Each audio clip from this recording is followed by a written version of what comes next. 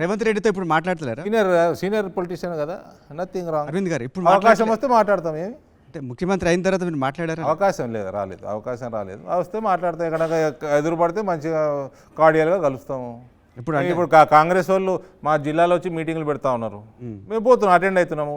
BRS తోటి అట్లా equation లేకుండే. మా కార్యకర్తలని బీఆర్ఎస్ నాయకులు చాలా ప్రాబ్లమ్స్ నా మీదనే ఇన్నిసార్లు అటాక్ చేసిండ్రు. మా ఇంటి లోపలికి పోయి అటాకులు చేసిండ్రు. కార్యకర్తలని పీడీ యాక్ట్లు పెట్టిండ్రు, దొంగ కేసులు పెట్టిండ్రు, దౌర్జన్యాలు చేసిండ్రు, పాస్పోర్ట్ సరెండర్ చేసుకున్నారు, దుబాయ్ పెట్టుని పోనీయలేదు. ఇట్లాంటివి చేసిన వాళ్ళకి ఇవాళ జైళ్ళల్లో బీఆర్ఎస్ నేతలు ఉన్నారంటే అది భారతీయ జనతా పార్టీ కార్యకర్తలు ఉసురుదలిగే ఉన్నారు. ఓకే, ఉసురుదలిగే ఉన్నారు. మీ విజయానికి ప్రధానమైన భూమిక పోషించిన పసుపు బోర్డు ప్రకటన వచ్చింది, కానీ పసుపు బోర్డు రాలేదు. ఎక్కడొస్తుంది? అడ్రస్ అయినా తెలుసా మీకు?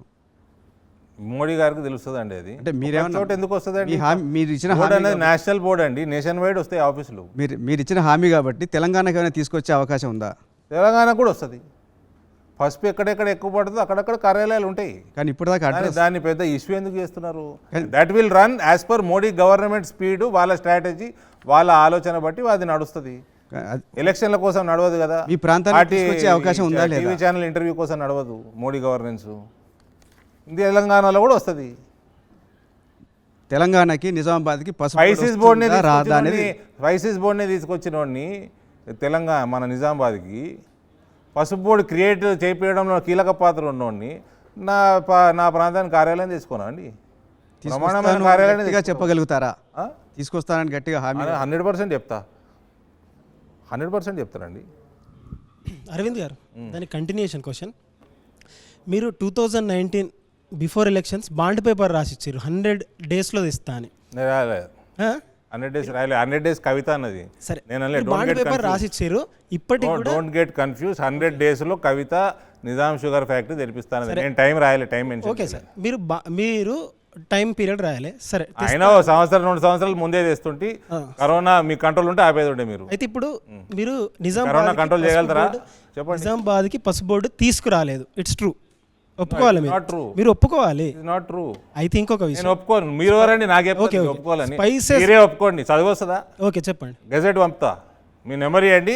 రాష్ట్రపతి ఉత్తర్వు రాజపత్రం పంపిస్తా, చూసుకోండి వచ్చిందా లేదా పసుపు. నేను నన్ను క్వశ్చన్ అడగనివ్వండి. మీరు అడిగే క్వశ్చన్ నేను నన్ను ఒప్పుకోమంటే మీరు ఎవరండి? సరే ఓకే, ఇప్పుడు నా క్వశ్చన్ అడగనివ్వండి.